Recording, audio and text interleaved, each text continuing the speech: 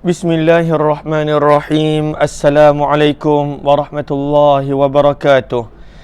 Bismillah, alhamdulillah, wassalatu wassalamu ala habibillah Sayyidina Muhammad ibn Abdillah wa ala alihi wa sahbihi wa mawala. Allahumma rabbi syrah lana sudurana wa yassir lana umurana wahlul 'uqdatam min alsinatina yafqahu aqwalana. Allahumma fakkihna fid din wa 'allimna at-ta'wil. Allahumma alhimna marashida umurina wa a'idna min syururi anfusina birahmatika ya rabbal alamin walhamdulillahi rabbil alamin. Lampu. Ahlan kepada sahabat-sahabat semua, Hamimah Musan, M. Nasir Harun, kemudian Norisa Wan Hassan, Rohida Abdul Rahman, Galik Spirit. InsyaAllah kita akan baca sedikit pada pagi ini daripada kitab Marhaban Ya Ramadan, dan kita telah tiba pada muka surat yang ke-68. Lalu marilah sama-sama kita perbetulkan dahulu niat. Moga-moga pertemuan kita adalah kerana Allah Subhanahu wa ta'ala. Nawaitu at-ta'alluma wa at-ta'lim والتذكر والتذكير والنفع والانتفاع والإفادة والاستفادة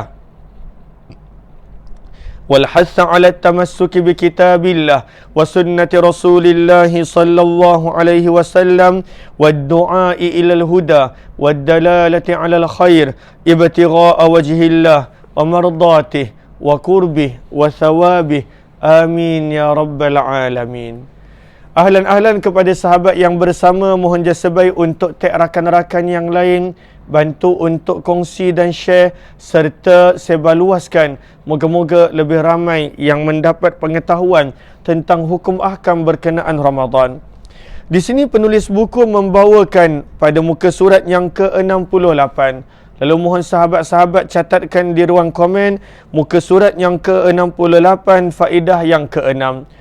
Ini membicarakan setelah mana kita belajar tentang syarat-syarat sah dan juga syarat-syarat wajib berpuasa. Lalu kita dah nampak jelas keadaan apakah yang menjadikan puasa seseorang itu wajib. Lalu keadaan apakah yang menjadikan puasa seseorang itu sah. Maka pada muka surat yang ke-68, kita nak mempelajari tentang zawalul mani', dan ketika mana adanya penghalang itu hilang, terangkat. Kita akan belajar contohnya. Kemudian turu'ul mani', contohnya sebelum tu tak ada penghalang, tiba-tiba datangnya penghalang untuk berpuasa. Lalu sebab itu kata penulis buku, datangnya penghalang, turu'ul mani' atau terangkatnya penghalang. Penghalang ini maksudnya penghalang puasa.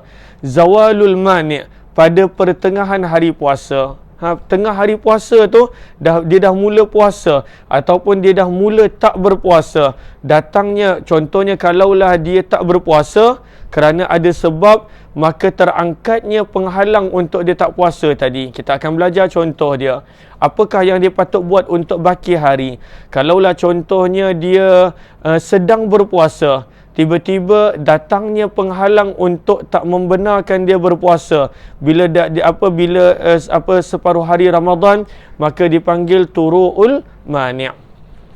Sebab itu kata penulis buku, datangnya penghalang puasa dipanggil turu'ul mani'. Tu dengan ta, turu'ul mani'. Ataupun terangkatnya penghalang puasa, zawalul mani' pada pertengahan hari puasa. Kalaulah sebelum subuh tak ada masalah. Kalaulah sebelum subuh, hukumnya adalah jelas. Contohnya perempuan suci, tiba-tiba datangnya penghalang sebelum subuh, datangnya haid, maka tak ada masalah, hukumnya jelas, tak boleh puasa. Kalaulah contoh sebelum itu seseorang itu musafir, maka dia tak wajib puasa. Adanya penghalang, maksudnya dia tak wajib berpuasa. Tiba-tiba penghalang itu terangkat sebelum subuh, dia sampai ke rumah dia, maka tak ada masalah, hukum dia jelas. Bila dia sampai ke rumah sebelum subuh, maka dia mesti puasa sebab dah terangkat penghalang daripada puasa itu. Namun ini tengah-tengah hari berpuasa, dah mula berpuasa. Sebab itu kata penulis buku berkenaan tentang zawalul mani' dulu. Kita kan ada dua, zawalul mani', zawal maksudnya terangkat, hilang. Turuk maksudnya adalah datang. Mani' maksudnya penghalang, dalam kurungan penghalang untuk berpuasa. Okey, lalu zawalul mani' ini ada 6. Zawalul mani' ada 6. 3 yang pertama ini masalah dia. 3 yang kedua zawalul yang mani' pada muka surat 69. Kata penulis buku, yang pertama, anak yang belum baligh menjadi baligh. Maka pada waktu itu dipanggil zawalul mani', terangkatnya penghalang. Contohnya sebelum ni dia tak baligh, maka dia tak wajib puasa. Dia tidak wajib puasa. Tiba-tiba setengah hari waktu zuhur, pada waktu tak semestinya setengah hari, maksudnya bila dah bermula berpuasa. Maksud separuh hari maksudnya bila dia dah mula puasa. Contohnya pukul 10, 9, 8, 7 ataupun zuhur ataupun lepas zuhur. Maka ketika mana dah pada waktu tu dia tak puasa kerana dia belum baligh. Tiba-tiba datangnya kewajipan puasa. Dia baligh. Maka apa dia patut buat? Itu nombor 1. Yang kedua, orang yang sakit menjadi sembuh. Sebelum ni dia tak berpuasa kerana dia sakit. Tiba-tiba waktu zuhur, tiba-tiba dia sihat. Maka dia apakah yang dia patut buat? Kemudian yang ketiga, orang yang sedang musafir telah sampai di rumah dia. Lalu sebelum ni dia musafir, sebab itu dia tak puasa. Kemudian pada waktu itu zuhur dia dah sampai ke rumah. Adakah dia masih lagi tak payah puasa? Ataupun pada waktu itu dia mesti berpuasa? Bagaimana? Kata penulis buku, jika hal ini terjadi pada pertengahan hari puasa, maka detail hukumnya adalah seperti berikut. Yang pertama, jika mereka masih tetap dalam keadaan berpuasa tak kala telah sampai di tempat kediaman atau menjadi baligh atau sembuh daripada penyakitnya, maka hukumnya adalah wajib baginya untuk tetap meneruskan puasa. Contohnya, daripada subuh sampailah pukul 11 dia masih lagi tak buat perkara yang membatalkan puasa, tak buat. Dia makan pun belum lagi, minum pun belum lagi. Waktu itu tak ada bersetubuh dan sebagainya, tak ada. Dia tak buat perkara yang membatalkan puasa walaupun dah sampai pukul 11. Lalu bila pada waktu itu terangkatnya penghalang, contohnya pukul 11 pagi dia jadi baligh, ataupun pukul 11 pagi daripada sakit dia sembuh, ataupun pukul 11 pagi daripada musafir dia menjadi mukim, dah sampai ke kediaman dia. Maka bila dia tak buat perkara yang membatalkan puasa sebelum daripada pukul 11 itu, sampailah terangkatnya penghalang-penghalang ini, maka pada waktu itu dia wajib berpuasa sebab puasanya sah. Puasanya adalah sah. Jadi dia wajib puasa. Lalu kalaulah dia dah baligh waktu tu, wajib puasa. Kalaulah dia musafir pada waktu itu dah jadi mukim, wajib puasa. Maka ini keadaan yang pertama.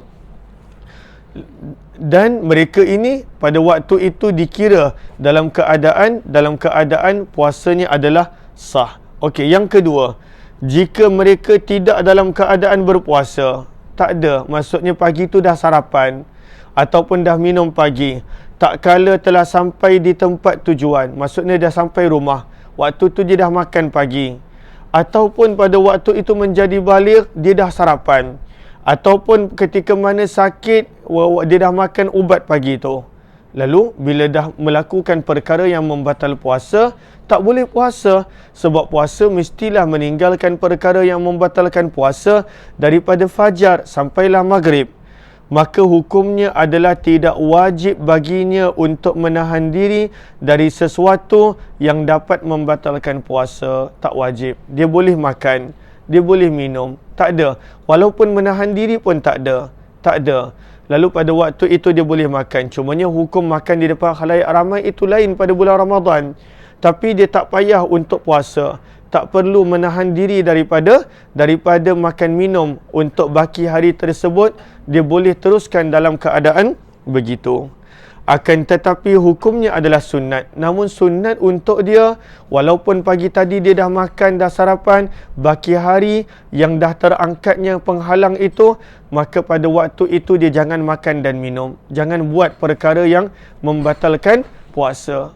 Baki hari sepatutnya pada waktu itu dia tahan diri dia.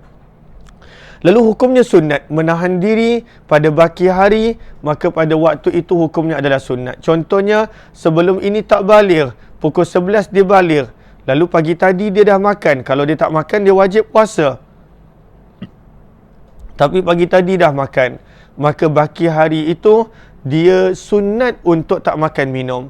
Tapi adakah wajib? Jawapannya tidak. Begitulah juga contohnya untuk musafir dan juga contohnya untuk orang yang sakit menjadi sembuh. Okey. Hal ini menurut pendapat yang alal asah, yang kuat dalam mazhab Syafi'i. Tapi menurut pandangan yang lain, contohnya Imam Abu Hanifah, baki hari itu dia wajib tahan diri dia daripada makan, minum dan sebagainya. Ini 3 perkara pertama berkenaan dengan terangkatnya penghalang. Apakah tadi? Yang belum baligh menjadi baligh. Yang kedua, yang sakit menjadi sembuh. Yang ketiga, yang musafir menjadi mukim. Seterusnya, faedah yang seterusnya, pokok masalah zawalul mani' yang seterusnya. Contohnya apa? Orang kafir masuk Islam. Orang gila menjadi sembuh. Perempuan yang haid menjadi suci. Lalu ini terangkat penghalang. Contohnya sebelum ni dia kafir, maka tak boleh puasa. Sekarang ni pukul 11 dia masuk Islam.